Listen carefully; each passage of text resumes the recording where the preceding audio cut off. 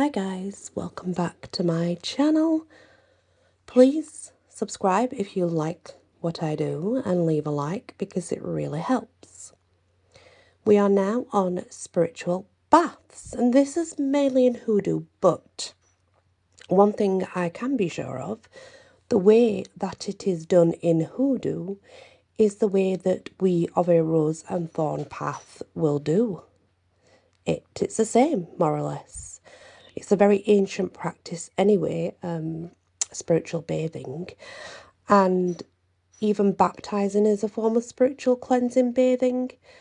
This is where scrying came from. It started off with just the bathing and eventually it led to scrying and other things. But in Hoodoo, it's considered extremely powerful and it's also transformative. It's a standard treatment by all root workers. It's a standard must if you are doing any kind of ritual, spell, etc. The same with us, the rose and thorn path, it's standard. And it can get confusing because many people assume a spiritual bath is something you lay in. Now, don't get me wrong, I do still have salt baths, Himalayan salt baths, I do. I still use sage, I still smoke. But there's a further step, and this is the spiritual cleansing bath. This is different, very different. It is a physical, but it is a spiritual too. It's extremely good for helping with any negativity, fatigue, depression, anxiety, fear. It's just a spirit strengthener in every way, really. Now, you can charge your own water if you have enough belief in yourself. It really is that simple. It's about energy. It's about charging the water you are going to use in a bowl with the right kind of energy. And if you are adept enough, you can do this no problem. Of course, you can add herbs, you can add crystals and oils, you can add pretty much anything as long as you have knowledge in it. Never use oils or herbs without knowledge because they can cause complications and they can cause contraindications. I did do some aromatherapy lessons. If you're curious, go check them out because essential oils are quite volatile, aren't they? And people don't realise this, and they do not realise that there are many contraindications that come with the pure essential oil. Don't get me wrong, there are commercially based products out there, especially in spiritual shops now and things, but you've got to ask yourself this: is this right for me? Is it personal to me because you're buying it as a commercially based product? I think by making it yourself, it makes it more personal to you and for your use. That being said, again, and I know there's loads of products out there that say contain pure essential oils and we use them every day. I get that. Just know it does say this, but it's actually the hydrosols that they're using in those products. So it's extremely diluted. It's more of the water that's left from the steaming of the plants, not the oil that you get in the bottles. You know, your 100% pure essential oils. Those are the ones that are volatile. You definitely need experience in using them. You should never apply them directly to your skin, and you should always properly dilute them. Definitely be very careful. The ones that you buy that are commercial based, whether it be a spiritual product or a hair product, whatever, it does say contains 100% pure essential oils because they are allowed to put this. It's allowed, but it's not. It's usually the hydrosols, which still comes from the plant, but it's extremely diluted, so it's not as dangerous as using the pure oils you get in your small bottles. But it's really important to have knowledge in those oils before you start using them. Although they are good for many, many things, they really are. But you still need to be very careful. If you look at all the citrus oils, don't apply those to your skin. They can cause irritation and they are phototoxic, which means if you go near any heat, it can burn your skin. So that's why we have to be careful. You can seek out a professional hoodoo person, spiritual person who does these bath waters, who can make one for you or give you the right ingredients. I do that for free all the time. People message me all the time and I do it for free because I enjoy doing it and do not think it's something that you should charge for, but that's my personal opinion. Ideally, we do not put the actual ingredients in the bath and leave them in there, and usually it's a big jug or a big bowl that we use. What we do is you can use a tea bag method, which is muslin cloth. Put your herbs or whatever that you want inside there. Obviously sew it up and let that steep in the water you will be using, or definitely strain the water after 15 minutes of soaking. That's important. Some people do use ingredients that dissolve. Your salt dissolves, so you're okay with this.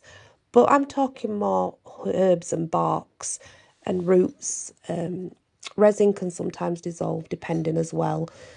But generally, it's better to use a tea bag method with muslin cloth or to at least strain the water. You can do your cleansing bath sat down. It doesn't matter. It is obviously better to do it naked because we don't want to pour it on our clothes, but it does not require a bath to lay down in. You can do it sat down or stood up. You add your ingredients, you let them steep for 15 minutes in the water. Make sure the water's not too hot, obviously. You then strain, or if it's a tea bag that you've made, remove the tea bag. It is then poured over you. Poured over you, and I mean actually over you. If you are getting rid of negativity, or if you've just done a harmful spell, you want to stroke your skin downwards with the water using your hands, because we're getting rid of. If you are drawing in something, like you've done a money spell or a love drawing spell, a friendship spell, you need to obviously rub your hands on your body upwards to draw in. So it's downward strokes to get rid and it's upward strokes to draw in. Do not dry yourself with a towel or anything. It needs to air dry. This kind of cleansing is done before everything and after everything. So it's the only time we wouldn't do it after something is if we wanted to hold on to the energy of the ritual, the spell. So every time someone does a jinx, a curse or a hex, this cleansing bath will be done. But let's say if we're doing a drawing in spell for money, maybe 24, 48 hours afterwards and it's done, but usually it's done before and after. That way it gets the full effect of what you're doing. And like I say, you can charge it your absolute self. The oils, the herbs, the crystals, they're just added extras. But the power is literally, it's within you. Minerals are a big thing that's always used anyway. And, you know, salt, any salts, Epsom, pre-mixed bath salts are even used. But I do prefer to get Himalayan salt, and I do prefer to charge it and crush it as I please. I just get different colours. Baking sodas are used, sodium carbonates, cooking baking soda, any type, they're used as well, believe it or not. Sometimes you have to be careful when you're using such things like berries. They stain the skin. So, yeah, watch out for that. It's not a good thing to do. Lye is used more in floor washes. It's never used in a bath or a spiritual wash. It's always used in the floor. But remember, anything you use on your body can be used on the floor. But what you use on the floor and your windows and doors cannot be used on your body. They're two separate things. Don't get them mixed up. Crystalline copper sulfate used to be used in very old recipes. Don't use it. It's very toxic. Very toxic. There was a lot of sour and bitter things used as well, believe it or not, in the older spiritual baths. But again, these can be quite toxic unless they are dealt with properly. So it's really important not to mess with anything that you don't understand. The if we go sort of further back and such to the times when they used to use spiritual baths, one of the main things they would actually put in this spiritual bath wash, whatever you want to call it, is urine. And it was the first urine of the morning that my nan did this. I do not advise you to do it. It's not something that's practiced today, I don't think, very much. But it was the first urine of the morning, and it was an alternative to ammonia, which again, don't use that, please. You should never use that. These are very old methods, but were considered the most impressive methods of removing things. Vinegar branded colognes were used, and even toilet waters were used. Again, don't do that. These are old methods. They're not really used today, are they? Turpentine was used as well, because usually you would find there were many pine trees around, so there was abundance of the turpentine from the pine trees. Don't do that either. It's not good for your skin. It's just not good. Just don't. Those are the very old methods. Whiskey and alcohol's used now. And also for washing your doors, your windows and your floors, turpentine's really good for cleansing. Anything that's in sort of pine or lemongrass, lemon, lime. For floors and doors and windows, yes. For your skin, no, not for your skin. Go with something less drastic, I would say. And again, essential oils, stick to the safety that you know. Seek a professional's advice before messing with them. They are volatile and they can cause many contraindications, especially if you're on medication already. Like I say, if you go to my aromatherapy lessons, it's all in there, so you'll be able to understand a bit more, because we have a top, a middle and a base note, and there's only so many drops allowed to so many drops of carrier oil, so it's really important that you know what you're doing. Almost any herb can be used in your spiritual cleansing, and we call it a bath even though it's poured over us. Really, it's more of a shower, isn't it, when you think about it? But it's still called a bath regardless. So things that you would find being used, and it's the same for us, the rose and thorn, that's what I'm saying. It's very much the same in hoodoo as what it is for us.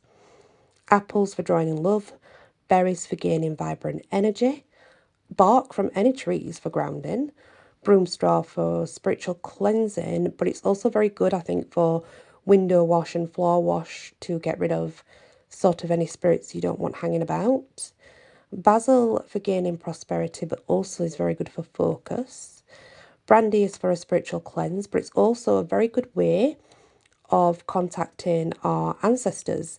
Any type of alcohol is very much used to contact ancestors with this. It's something that goes way back, as I was saying, that to appease spirits, they do like strong, good alcohol. It's just a belief that we have, and it's been around generations. Carrot juice, but make sure it's well diluted, but this will help you see into other realms. Cinnamon, it can be used to draw in money to yourself, but also to a building. So remember, what I tell you is not just about using it on you, it's about using it as a whole on the premises as well. You can do either. Coriander, this aids connection to plants and other herbs and helps you improve your knowledge. Coconut milk or whole is for love drawing. Eucalyptus will break jinxes and drive away evil. Elder tree is used only in floor washers. This keeps away any negative forces. Eggs draw out any negative energy, and we'll get into eggs later on because there's various ways of doing this method. Dirt is for grounding and earth connection. Daffodil and daisies will invite new friendships or help keep existing ones. Frankincense, protection and cleansing and spiritual enlightenment. Five-finger grass for a room wash will help invite in your ancestors and aid spiritual communication. Ginger is for passion. It eats up situations, it invokes passion. Hyssop is toxic. It is a cleanser from sin, but you should only use it if you know what you're doing. It is something that we use after we have done a bad spell, a trick, or a curse, or a jinx, and we will use it with 2 white candles and Psalm 51 after performing negative spells. There's a reason for that, and it's a good one. We'll get into that later. Whorehound is cleansing of any area which you wish to cleanse. Lavender is actually used more commonly for love. Draws in love. Yes, it restores calm to a property or an area if you're using it on the floor or windows, but usually we use it for drawing in love. Lemon is cleansing, and lemongrass is also a spiritual cleanser of the building or area. Lovage is for protection and cleansing of a property. Lodestones, drawing or repelling anything with the right ingredients and spell work. We will get into that later. Neroli is used with other herbs, and it's only used in beauty spells. Nutmeg will bring about good luck in a property, if you use it in a property, that is, obviously. But you can use it on yourself to bring in money. Patchouli is for protection. Pear is a love drawer. Pine needles removes negative thoughts and brings about mental clarity. Better used in the room than on yourself. Oak bark is a spiritual cleanser, and it's great for aiding health issues. Orange will revitalise and bring in energy, as we know. Red pepper protects from envious people and from enemies. Red wine is for ancestral summoning, but it can also draw in love from a spirit, not a person.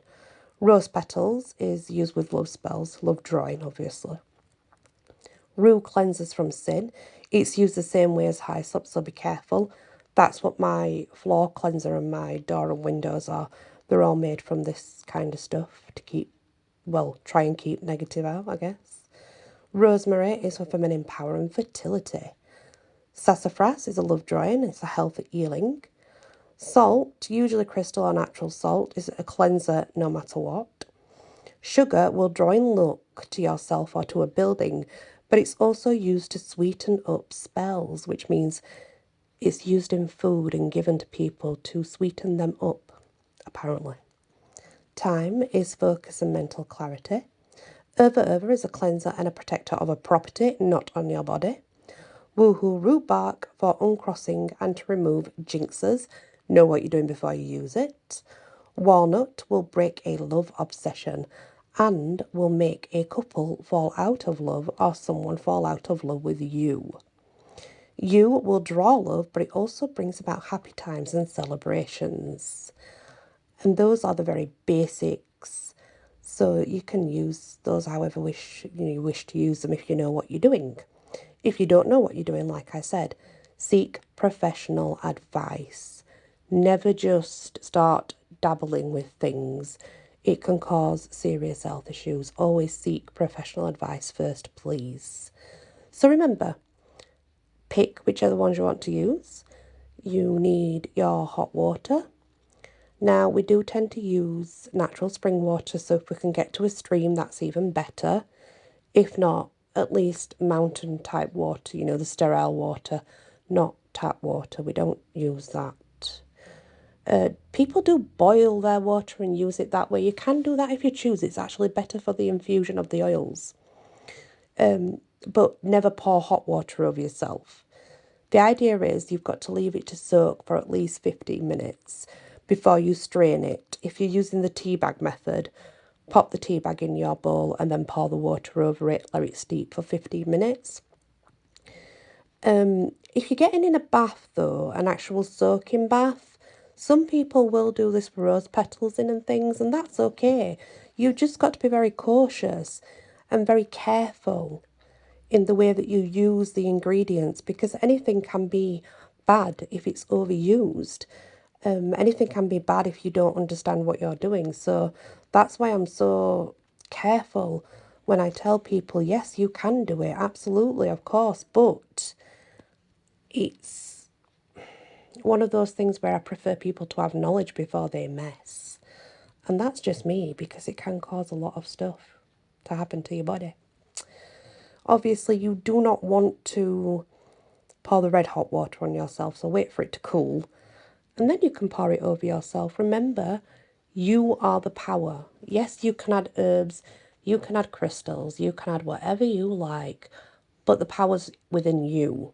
You need to charge that water by holding your hands over the water and charging it with your exact intention. That is where the magic is. The power is within you. You add the power to it. The others is just something to aid in that power. So remember that. It's important. Everybody's got it within them. And it's something that we can find within us, you know. Thank you for listening. I am going to leave that here, and we will continue next time, where I will tell you how we dispose of this water and the other sort of methods available. It can get a bit interesting when we get to tricks and the eggs and bodily fluid. But again, I don't want to leave the episodes too long, so that's why I'm ending it here. Next time we'll go to preparation, disposal and timing, just in case you want to try this at home with safe ingredients or just plain water. Use plain water if that's what you feel comfortable with. Remember, charge it yourself and just use water if nothing else. It's fine that way. Thank you for listening and many blessings.